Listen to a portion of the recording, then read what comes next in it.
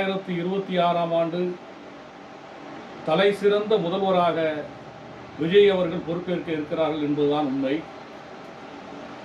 ஒரு சரித்திரத்தில் இடம்பெறத்தக்க வகையில் ஒரு மாபெரும் வெற்றியை பெற்றிருக்கிறார் விஜய் அவர்கள். இளைஞர்களின் சுவாசமாகவும் தாய்மார்கள் அனைவரும் தங்கள் வீட்டு பிள்ளையாக விஜயை ஏற்றுக்கொண்டார்கள்.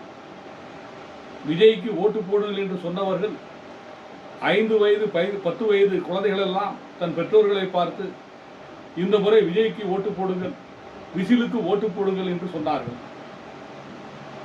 கடந்த 60 ஆண்டு கால சரித்திரத்தில் ஒரு மாபெரும் சாதனையை படைத்தவர் விஜய் ஆவார்கள்.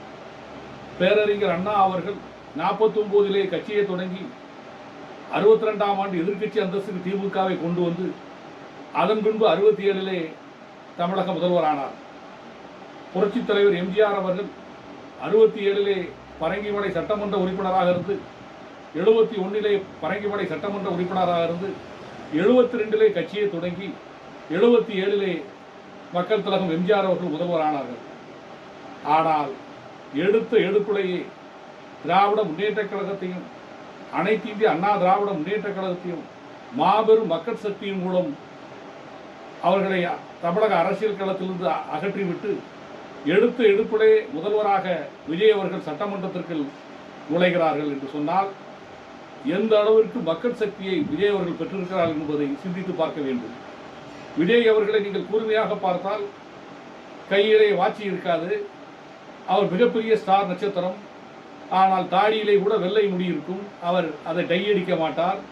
அந்த அளவிற்கு ஒரு எளிமையான ஒரு மனிதராக விஜய் அவர்கள் காட்சியளிக்கிறார்கள். எளிமையான மனிதராக மட்டுமல்லாமல் மனிதநேயமிக்க ஒரு தலைவராக உருவெடுத்திருக்கிறார். கோடிக்கணக்கான இளைஞர்கள், கோடிக்கணக்கான பெண்கள், முதல் முறை வாக்காளர்கள் எல்லாம் ஒன்று சேர்ந்து 2026ஆம் ஆண்டு தமிழக முதல்வராக விஜய் அவர்களை தேர்ந்தெடுத்திருக்கிறார்கள். முதல்வராக தலைசிறந்த முறையிலே விஜய் அவர்கள் பொறுப்பேற்கிறார்கள். விஜய் அவர்கள் 200 யூனிட் இலவச மின்சாரம் தருவதாக வாக்குறுதி கொடுத்திருக்கிறார்கள். சொன்னதை செய்யக்கூடிய ஒரு முற்போக்கு சிந்தனைக்கு சொந்தக்காரர் தான் விஜய் அவர்கள். தமிழக அரசியல் களத்தில் ஒரு மாபெரும் சக்தியாக, அனைவரும் விரும்புகிற சக்தியாக, ஏழைகளின் ஏணிப்படியாக திகழக்கூடியவராகவும் தாய்மார்களின் தன்னம்பிக்கை பெற்றவராகவும் விஜய் என்பவர் ஒரு அரசியல் கட்சி தலைவராக மக்கள் பார்க்கவில்லை. விஜய் அவர்களை ஒவ்வொருவரும் தனது குடும்பத்து பிள்ளையாக விஜய் அவர்களை பார்க்கிறார்கள். இதுதான் உண்மை. அதாவது ஒவ்வொரு வீட்டுக்கும் வாசல் உண்டு. வாசல் இல்லாத வீடு இல்லை, விஜய்க்கு ஓட்டு இல்லாத வீடு இல்லை என்று சொல்லத்தக்க வகையில் ஒவ்வொரு வீட்டிலும் விஜய் அவர்களுக்கு ஓட்டு விழுந்திருக்கிறது. நான் 20 நாட்கள் முன்பே, அதாவது வாக்குப்பதிவு நடப்பதற்கு முன்பே விஜய் அவர்கள் அமோக வாக்குகளிலே வெற்றி பெறுவார் என்று சொன்னேன். அதாவது மக்களுடைய நாடி துடிப்பை அறிந்து சொன்னேன். அதே போல இப்போது தமிழக முதல்வராக கோடிக்கணக்கான தமிழர்களின் ஆதரவோடு விஜய் அவர்கள் முதல்வராக பொறுப்பேற்பது மகிழ்ச்சியான செய்தி. அவர் தொடர்ந்து மக்கள் பணியாற்றுவார். தொடர்ந்து மக்கள் மத்தியிலே ஒரு நற்பெயரை பெற்று ஏழை எளியவர்களுக்கும் தாய்மார்களுக்கும் இளைஞர்களுக்கும் நல்ல திட்டங்களை வாரி வாரி வழங்குவார் என்ற நம்பிக்கையும், ஒரு நேர்மையான ஆட்சியும் ஊழலற்ற ஆட்சியும் வழங்குவார் என்ற நம்பிக்கை நம் அனைவருக்கும் இருக்கிறது.